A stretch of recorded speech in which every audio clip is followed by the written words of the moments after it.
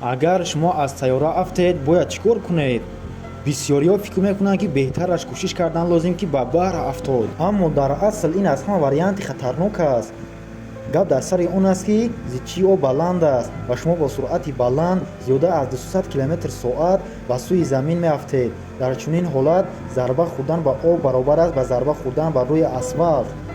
барои ҳамин беҳтараш барои фуруд омадан ба замин ягон ҷои дигарро интихоб кунед. масалан мағозаи мо. сейфҳои мо метавонанд шуморо аз дузд, аз оташ ва хатари ҳаррӯза эмин нигоҳ доранд. ин сейфҳо танҳо барои одамони сарватманд нест.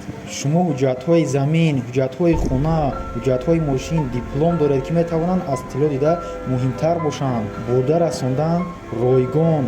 ҳозир ба васайти ман дохил шав ва сейфатро интихоб кун. сейфҳои оташногузар, махфӣ, коддор, ҳатто сейфҳои мо бо отпечатки палес ҳоил мешаванд. Surprise!